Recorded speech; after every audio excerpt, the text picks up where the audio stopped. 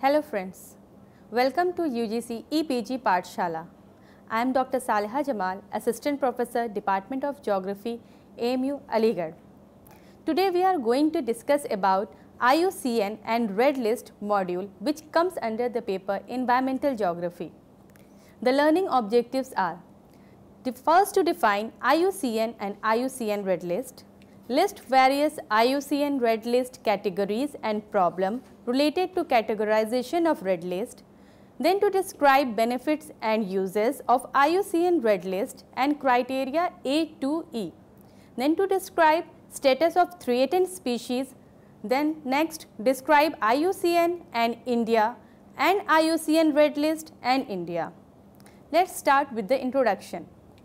The Iucn and Iucn Red List, the term Iucn stands for International Union for Conservation of Nature, which was established in 1948. It is an international organization comprised of over 1300 government and non-government members and relying on the input of about 16,000 experts. Its objective is to promote nature conservation and sustainable use of natural resources throughout the world.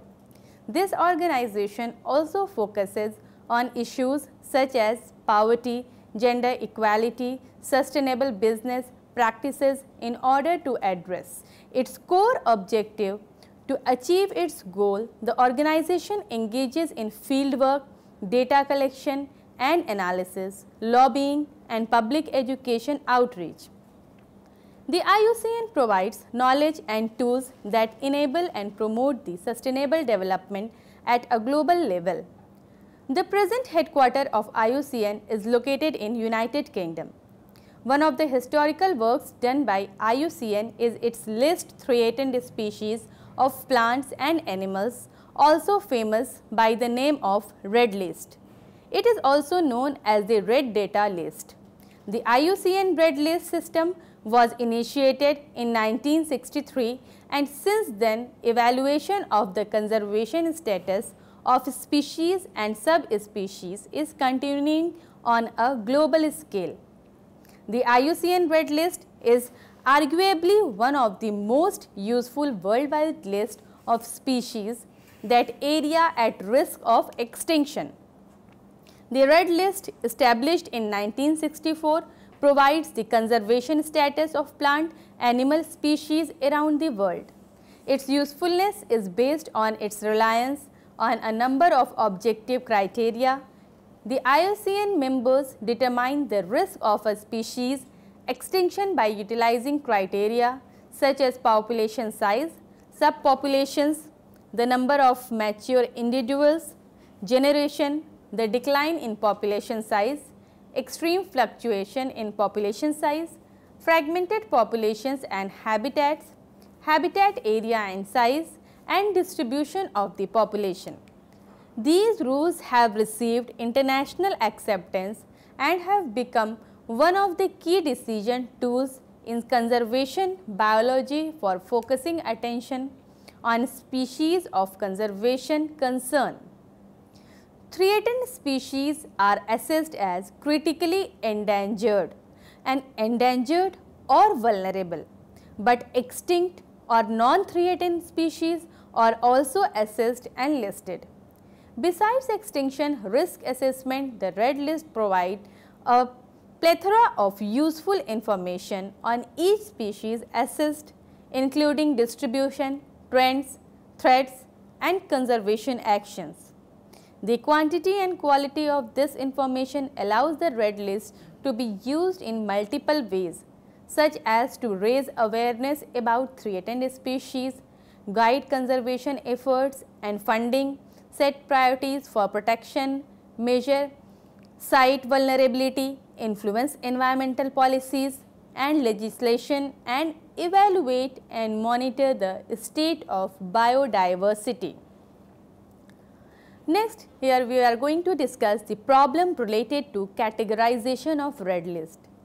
As far as the categorization of Red List is concerned, the Iucn has developed a Red List for classifying species of high risk at global level. That is, assessment will be made at global level.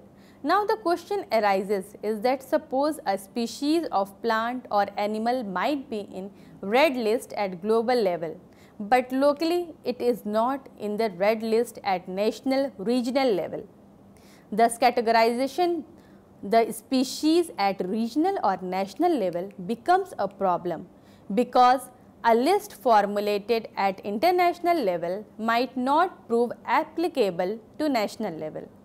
Erroneous exclusion of species as threatened on either global or national level could lead to extinction. There were two solutions for the problem. First, to publish a IUCN Red List, which consists of those species of regional importance, or to publish a red list locally after assessing species extinction risk. Thus, it can infer that IUCN criteria for classifying threatened species in red list were constructed primarily for application on a global scale, and using the system at a national scale has the potential to be problematic.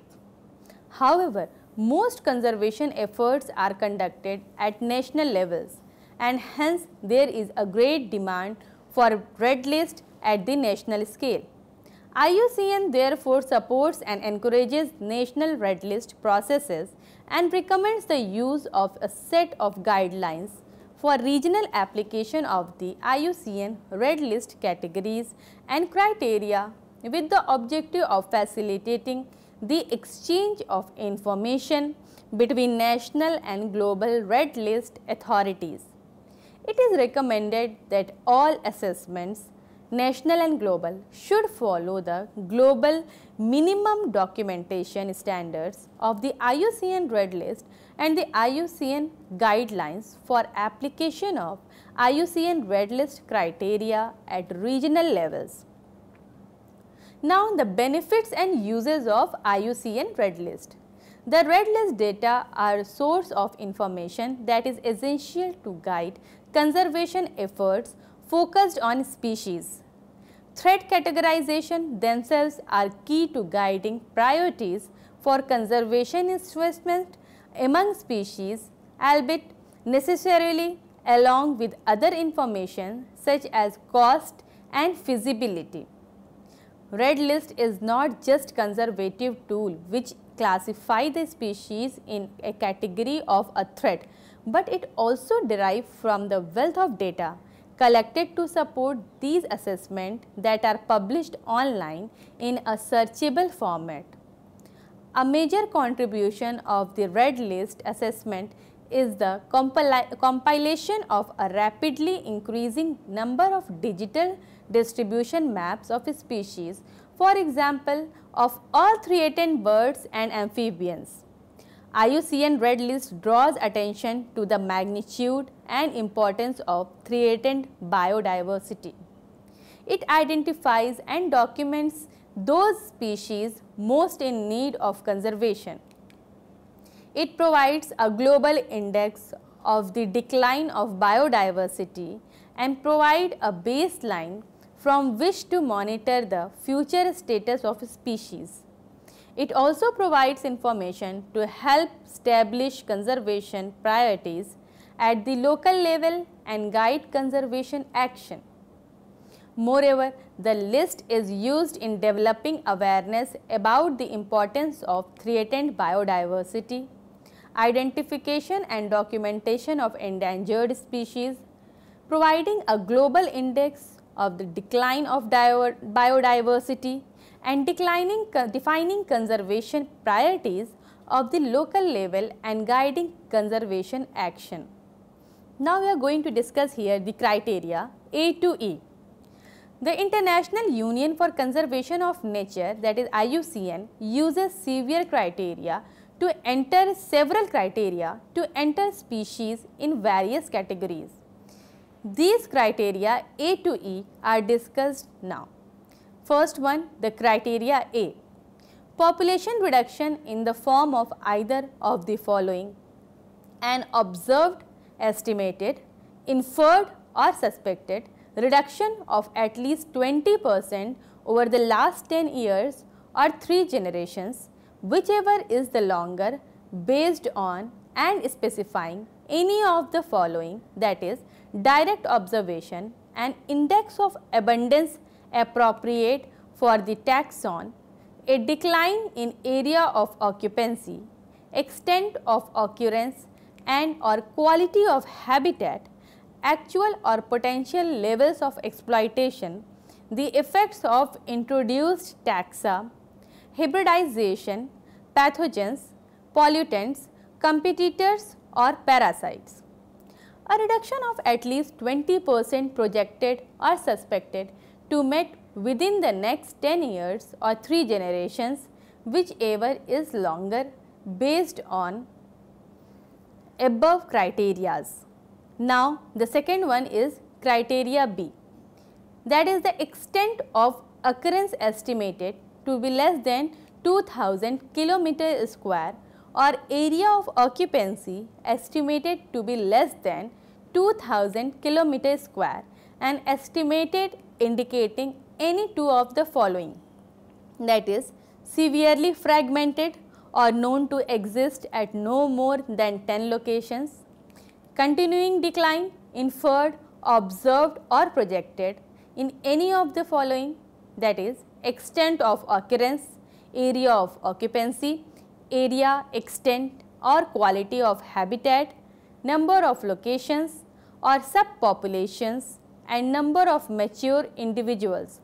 Moreover, extreme fluctuations in any of the following, extent of occurrence, area of occupancy, number of locations or subpopulations, number of mature individuals. Criteria C, population estimated to number fewer than 10,000 mature individuals and either, that is an estimated continuing decline of at least 10% within 10 years of 3 generations, whichever is longer, or a continuing decline observed, projected or inferred in number of mature individuals and population structure in form of either severely fragmented, that is no subpopulation estimated to contain more than 1000 mature individuals. All individuals are in a single subpopulation. The next criteria D, population very small or restricted in form of either of the following, population estimated to number less than 1000 mature individuals, population is characterized by an acute restriction in its area of occupancy, typically less than 100 km square, or in number of locations, typically less than 5. Such a taxon would thus be prone to effects of human activities or stochastic events whose impact is increased by human activities within a very short period of time in an unforeseeable future and is thus capable of becoming critically endangered or even extinct in a very short period. The last criteria, that is criteria E, quantitative analysis showing the probability of extinction in the wild and at least 10% within 100 years, that was given by the IUCN in 2012. Now the IUCN Red List categories.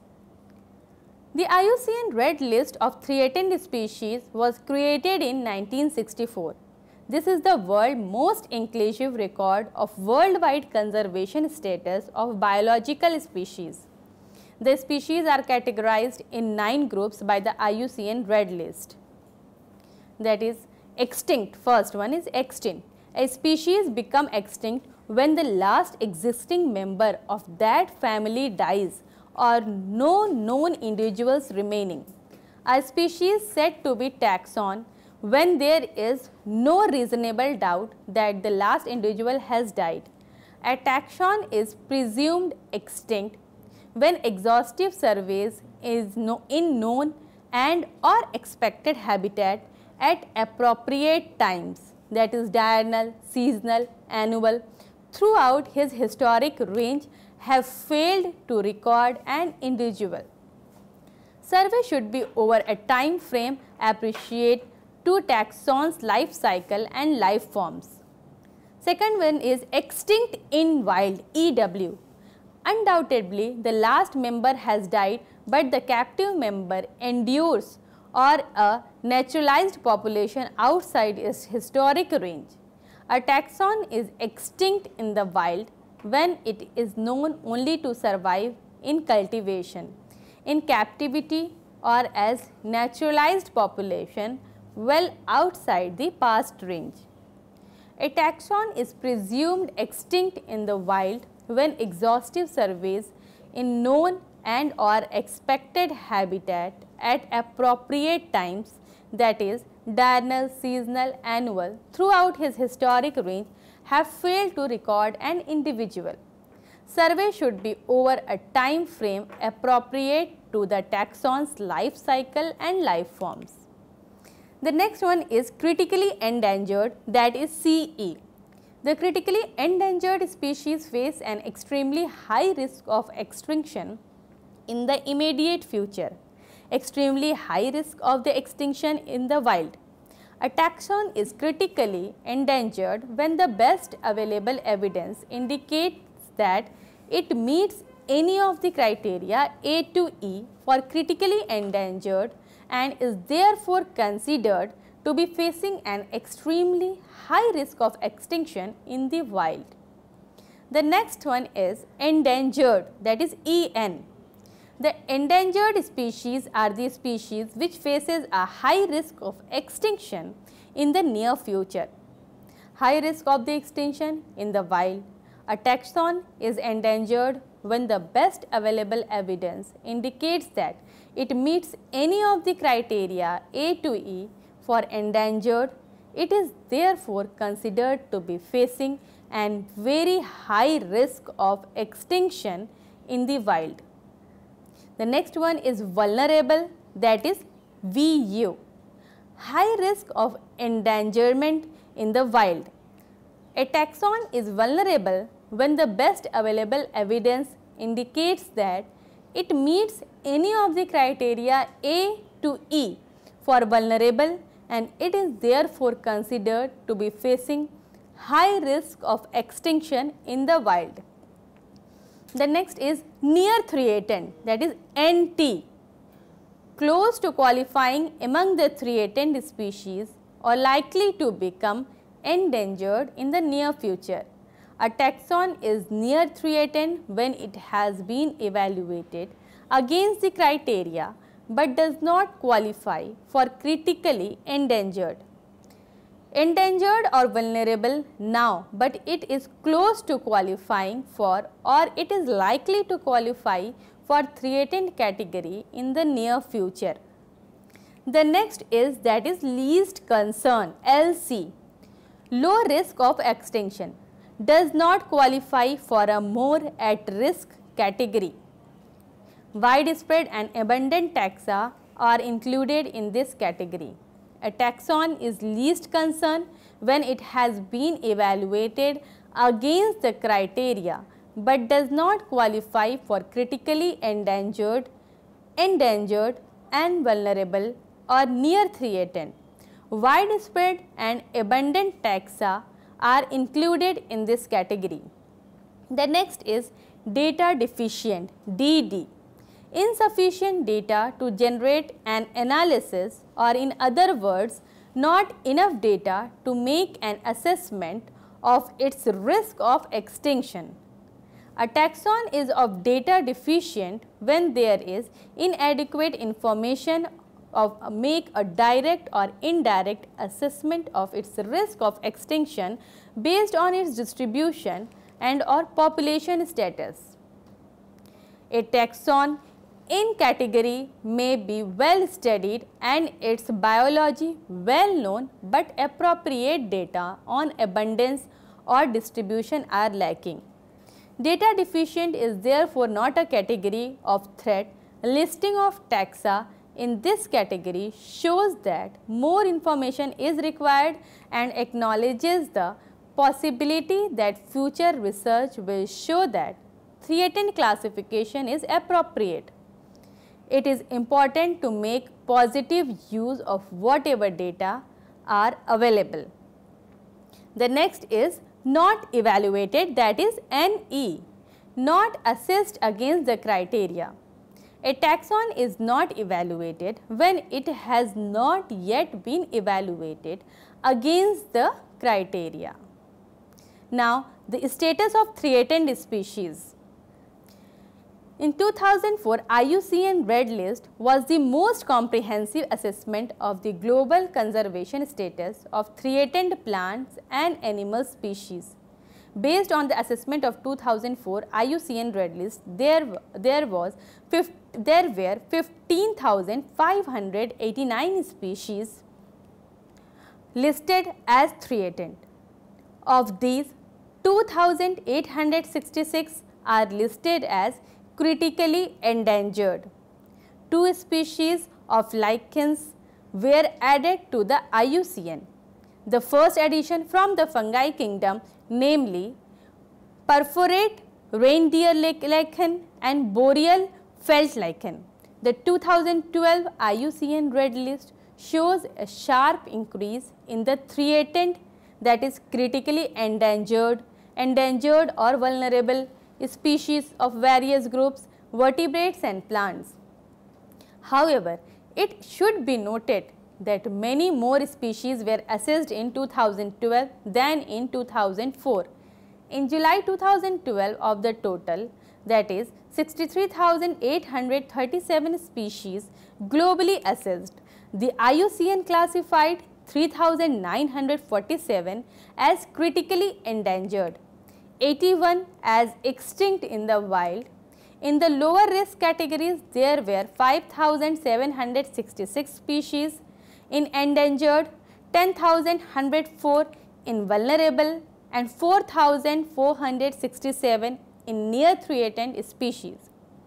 Since the data regarding 10,497 species was not available and hence classified as data deficient, at threat are 41% of the amphibian species, 33% are reef building corals, 25% of mammals, 13% of birds and 13% conifers. The update to Iucn 2012 list has been released on 2nd July 2013.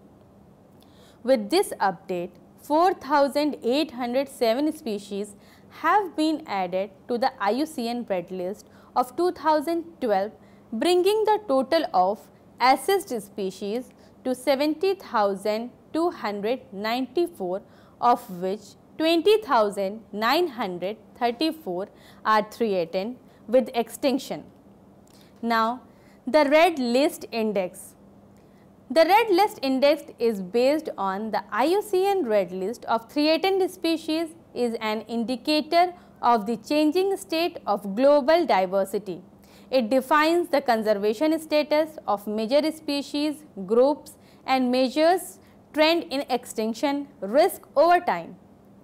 RLI have been calculated using changes in threat status of species in each of these groups. Currently, the Red List Index is available for 4 taxonomic groups only, those in which all the species have been assessed at least twice: birds, mammals, amphibians and corals. The Red List Index clearly demonstrates that the status of these major groups is still declining. An increasing number of national Red List indexes are now being used by countries to monitor biodiversity loss. Coral species are moving towards increased extinction risk most rapidly, while amphibians are on average the most threatened group. The next is the Iucn and India.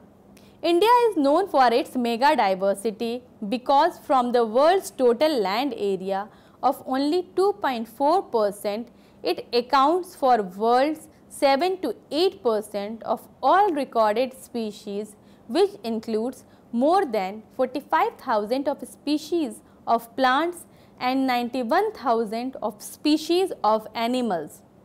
The reason behind such a mega diversity of India is its physical features and climatic conditions that have resulted in a variety of ecosystems such as forest, wetlands, grasslands, deserts, coastal and marine ecosystems which harbor and sustain high biodiversity and contribute to human well-being.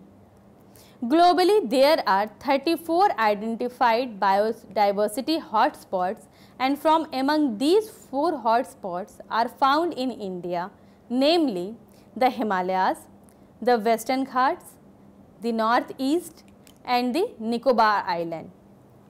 India became a state member of IUCN in 1969. Though the Ministry of Environment, Forest and Climate Change, the IUCN India Country Office was established in 2007 in New Delhi. IUCN India works with members and commissions to reduce ecosystem and species loss by providing the necessary tools and knowledge to value, conserve and use biodiversity sustainably, enhance governance and policy for better management of ecosystems and habitats, including protected areas, and address challenges related to poverty alleviation, food security and climate change. Now, the IUCN Red List and India has 988 species of IUCN Red List in 2015. India has added 15 more species to the Red List of threatened species in 2014. The list contains critically endangered and vulnerable species. These species include Himalayan red and brown bear found mostly in Nepal, Tibet, North India and North Pakistan. The pygmy hawk is the world's smallest wild pig. They are relatively distributed in tall terai grasslands. Kondana rat is a nocturnal burrowing rodent that is found only in India, and their main habitat is tropical and subtropical dry deciduous forest and tropical scrub. Namdapha flying squirrel is a native of tropical forest and found only in Namdapha Tiger Reserve. Malabar civet is endemic to India and was first reported from Kerala. It is nocturnal in nature and found exclusively in Western Ghats. Most important threats include deforestation and commercial plantation. Kashmir hongul is a subspecies to red deer and native to India and are found in dense riverine forest, high valleys and mountains of the Kashmir Valley and northern Chamba in Himachal Pradesh. Red panda endemic to temperate forest of the Himalayas and are found in states of Sikkim, Assam and northern Arunachal Pradesh. So, here we come to an end, students. Hope you have understood about the IUCN and Red List. That's all for today's. See you next time. Thank you.